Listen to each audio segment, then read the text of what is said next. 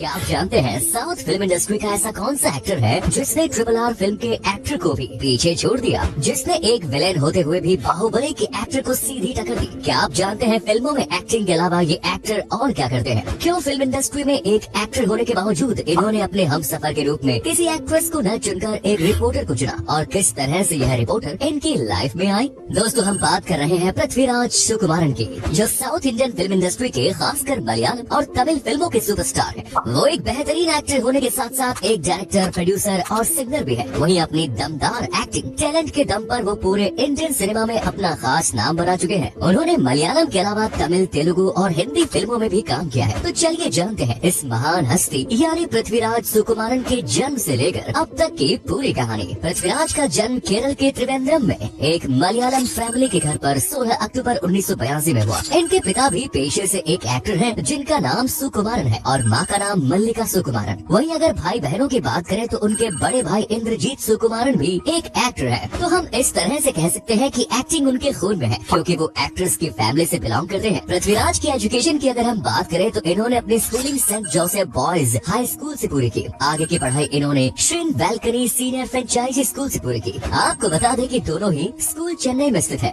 और उसके आगे की पढ़ाई के लिए उन्होंने तस्मानिया यूनिवर्सिटी में एडमिशन लिया और वहाँ से अपनी पढ़ाई कंप्लीट करी। पृथ्वीराज सुकुमारन ने अपने करियर के शुरुआती दिनों में काफी संघर्ष किया। ये बात है साल 2001 की, जब पृथ्वीराज ने अपना पहला स्क्रीन टेस्ट दिया। उनका ये स्क्रीन टेस्ट डायरेक्टर फाजिल द्वारा लिया गया। ये बात अलग है कि यह प्रोजेक्ट कभी पूरा ना हो सका, लेकिन उन्होंने पृथ्वीराज के हुनर को पहचाना और उन्होंने डायरेक्टर रंजीत से उनकी सिफारिश की। उस समय डायरेक्टर रंजीत फिल्म नंदनम के लिए एक एक्टर ढूंढ रहे थे। फाजिल के कहने पर उन्होंने उनका स्क्रीन टेस्ट लिया और उन्हें सिलेक्ट कर लिया। तो इस तरह पृथ्वीराज सुकुमारन ने अपने करियर की शुरुआत साल 2002 में फिल्म नंदनम से की। उनकी ये पहली फिल्म होने के बावजूद फिल्म ने बॉक्स ऑफिस पर तहलका मचा दिया, यानी कि फिल्म कामयाब रही और साथ ही फिल्म ने बहुत अच्छा बिजनेस भी किया। इसके बाद पृथ्वीराज सुकुमारन ने मलयालम फिल्म की तरफ रुख किया, जहां उन्होंने साल 2006 में फिल्म क्लासमेट से डेब्यू किया और अपनी काबिलियत के दम पर उन्होंने अपने आप को मलयालम फिल्म इंडस्ट्री में सुपरस्टार के रूप में स्थापित किया। इस फिल्म ने इन्हें रातों रात स्टार बना दिया और ये फिल्म उस साल की सबसे ज्यादा बिजनेस करने वाली फिल्म रही।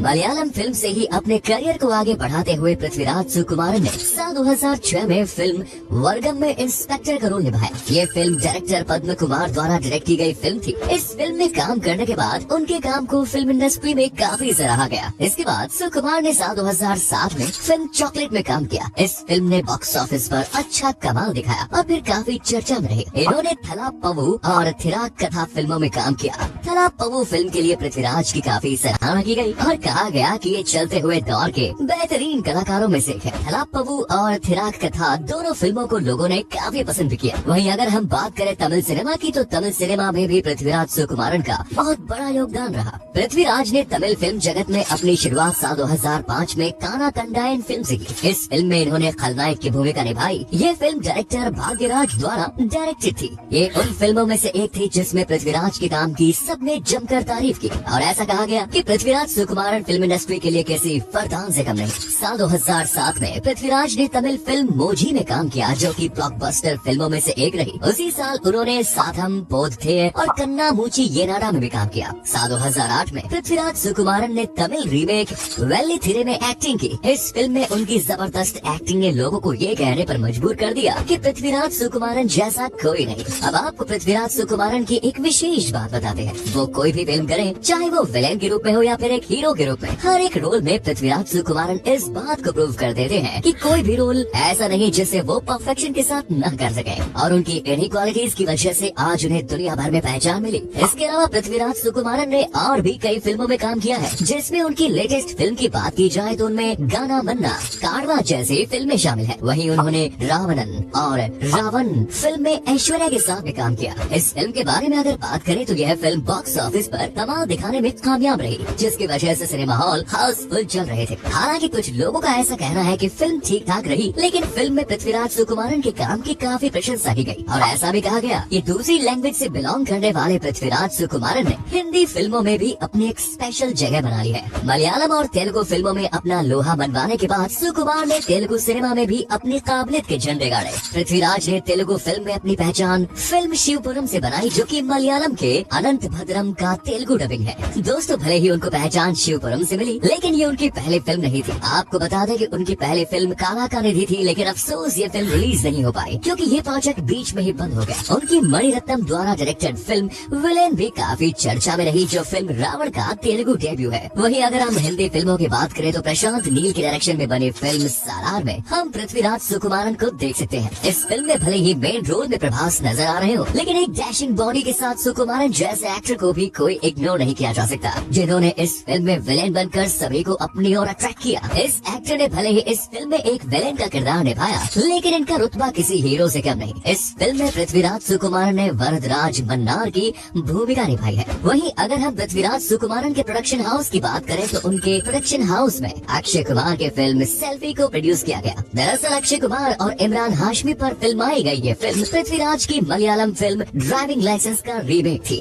पृथ्वीराज सुकुमारन के इतने सारे बेहतरीन रूप देखने के बाद चलिए आपको बताते हैं कि वो एक बेहतरीन सिंगर भी है। इन्होंने फिल्म काने काने का टाइटल सॉन्ग तुथिया मुखम को अपनी आवाज दी। आप यूँ भी कह सकते हैं कि पृथ्वीराज ने इसी गाने से अपने सिंगिंग करियर की शुरुआत की। इसके बाद वे और भी बहुत सारे फिल्मों में गाना गा चुके हैं और इस तरह से पृथ्वीराज ने एक मल्टी टैलेंटेड एक्टर के रूप में अपने आप को प्रूव किया। अपनी बहुमुखी प्रतिभा दिखाने के बाद पृथ्वीराज सुकुमारन ने कई अवार्ड्स और अचीवमेंट अपने नाम किए। तो चलिए एक नजर हम उनके अवार्ड्स और अचीवमेंट पर भी डाल देते हैं। इन्हें साल 2004 में फिल्म मातृभूमि के लिए विशेष जूरी पुरस्कार से नवाजा गया और साल 2005 में पृथ्वीराज को फिल्म अकेले के लिए बेस्ट एक्टर का तिक्कू ऋषि अवार्ड भी दिया गया। साल 2006 में पृथ्वीराज को केरल राज्य फिल्म पुरस्कार द्वारा बेस्ट एक्टर का अवार्ड दिया गया। साल 2000 की अगर हम बात करें तो उन्हें इस साल बेस्ट एक्टर के लिए सत्येन मेमोरियल अवार्ड से सम्मान किया गया। साल 2008 उनके लिए काफी लकी रहा क्योंकि इस साल इन्हें आइडिया मातृभूमि youth icon of the year के लिए अमृता फिल्म अवार्ड से नवाजा गया।